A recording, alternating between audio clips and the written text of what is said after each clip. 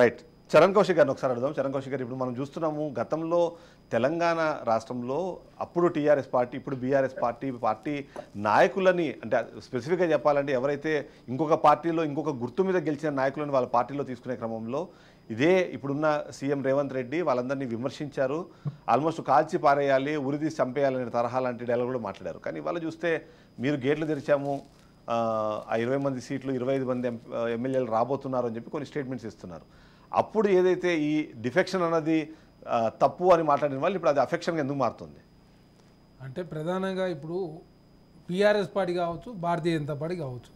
Bharatiya Janata party మీరు చూసిరు గోవాలో ఏ విధంగా కాంగ్రెస్ పార్టీకి సంబంధించిన నాయకులు మెర్జీ చేసుకున్నారు. అక్కడ తిరిగి ఎలక్షన్ పెట్టలేదు. అదే కాకుండా ఈరోజు మహారాష్ట్రలో ఏం జరుగుతూ ఉందో అందరూ చూస్తూ ఉన్నారు. ఎన్సీపీని శివసేనని చీల్చే ప్రయత్నం జరిగింది. దానిలో భాగంగా అక్కడ ప్రభుత్వాలు ఏర్పాటు చేసుకుని ఏకంగా కోర్టును కూడా మేనేజ్ చేసే పరిస్థితిలో భారతీయ జనతా పార్టీ ఉందంటే, భారతీయ జనతా పార్టీ ఈ పార్టీ మార్పుల గురించి మాట్లాడితే ఎవరు కూడా నమ్మరు. ఎందుకంటే దేశవ్యాప్తంగా 13 ప్రభుత్వాలను కూర్చి అధికారంలోకి వచ్చిందే భారతీయ జనతా పార్టీ. అదే కాకుండా టీడీఎల్పీని రాజ్యసభలో మెర్జీ చేసుకొని ఆనాడు టీడీపీకి సంబంధించిన సుజనా చౌదరి గారు కావచ్చు, సీఎం రమేష్ గారు కావచ్చు, టీజీ వెంకటేష్ గారిని, అదేవిధంగా ఇంకో మల్లికార్జున రెడ్డి, అంటే 4 సభ్యులను తీసుకొని ఆనాడు టీడీఎల్పీని భారతీయ జనతా పార్టీలో మెర్జీ చేసుకున్నారు. అదేవిధంగా గోవాలో అదే జరిగింది. అదేవిధంగా మహారాష్ట్రలో శివసేన ఎన్సీపీ చేసి అక్కడ ప్రభుత్వాన్ని ఏర్పాటు చేశారు. గతంలో కర్ణాటకలో కాంగ్రెస్ ప్రభుత్వం కూల్చిరు, మధ్యప్రదేశ్లో కూల్చిరు.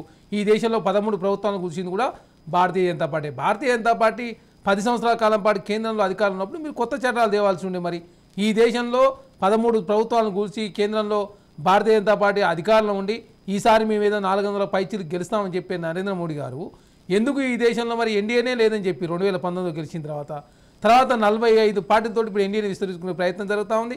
దానిలో భాగంగా తమిళనాడులో దినాకరన్ పార్టీతో పొత్తు పెట్టుకురు. అక్కడ ఏడీఎంకే వాళ్ళు పార్టీల పొత్తుల వరకు ఓకే, కానీ ఇవాళ మెయిన్ డిస్కషన్ ఏంటంటే పార్టీలు మారుతున్న నాయకులు ఖచ్చితంగా వాళ్ళు అధికారమే పరమావధి అనే క్యాల్కులేషన్లోనే పార్టీలు మారుతున్నారు. కానీ మీరు కొన్ని సిద్ధాంతాలని ఫాలో అవుతారని చెప్పి ప్రజలు భావించారు. కానీ ఇవాళ దానం నాగేందర్ని చేసుకునే సందర్భంలో కానివ్వండి, ఈ మొత్తం వ్యవహారాన్ని చూసినప్పుడు మీరు బీఆర్ఎస్ పార్టీ కన్నా మీరేం విభిన్నంగా లేరు, మీరు అదే తరహా అదే లైన్లో వెళుతున్నారు అనుమానం కూడా చాలామంది ప్రజల్లోకి వస్తుంది. మీరు చూడండి, తెలంగాణ రాష్ట్రంలో ప్రజాప్రభుత్వం మాది.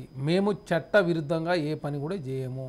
చట్టం ప్రకారం ఏది అంటే ఇంకా దాన నాగేంద్ర గారి విషయంలో ఏ నిర్ణయం తీసుకుంటామని ఇప్పటివరకు చెప్పలేదు.